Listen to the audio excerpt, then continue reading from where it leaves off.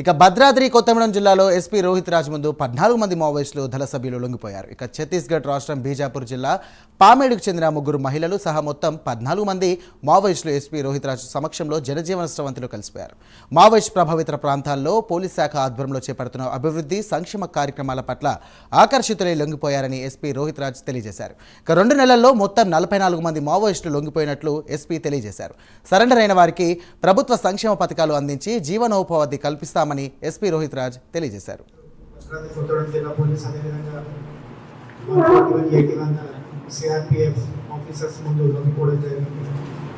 ఈ 14 మంది కూడా బీజాపూర్ సుక్మా జిల్లాలకు చెందిన గ్రామాలు ఎర్రపల్లి, అదేవిధంగా భూజాడి కంకే, కిస్తారం ఏరియా, ఈ ఏరియాలలో పనిచేసే మిలిషియా కమాండర్స్, అదేవిధంగా సిఎన్ఎం చైతన్య నాట్య మండలి ప్రెసిడెంట్స్, అంతేకాకుండా ఈ ఆర్పీసీ రెవల్యూషనరీ పీపుల్స్ కమిటీలో పనిచేసే సభ్యులు, అదేవిధంగా డిఏకేఎంఎస్ ఈ ఆదివాసీ కిసాన్ మజ్దూర్ సంఘటన రిలేటెడ్ ఒక దాంట్లో పనిచేసే వీళ్ళందరూ కూడా 14 మెంబర్స్ మనకు ఈ రోజు ఇక్కడ సరెండర్ అవ్వడం జరిగింది.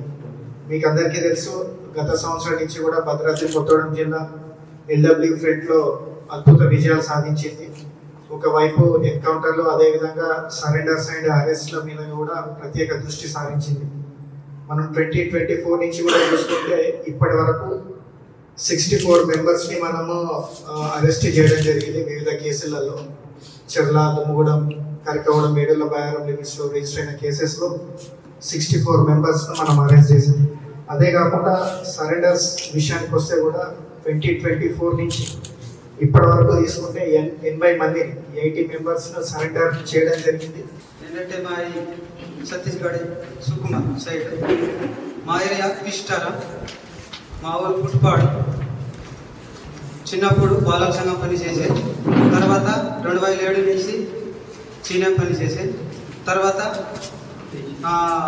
మళ్ళీ పార్టీలో పోయే, 2009లో పార్టీలో పోయే, 1 సంవత్సరం పార్టీలో పనిచేసే, మళ్ళీ 1 సంవత్సరం పనిచేసి మళ్ళీ 11 నుంచి 2015 దాకా మళ్ళీ సీనియర్ కమాండర్ మళ్ళీ పనిచేసి, తర్వాత సర్కార్ అధ్యక్ష నిమాల్గూడెం పంచాయతీలో సర్కార్ అధ్యక్ష పనిచేసాను సార్.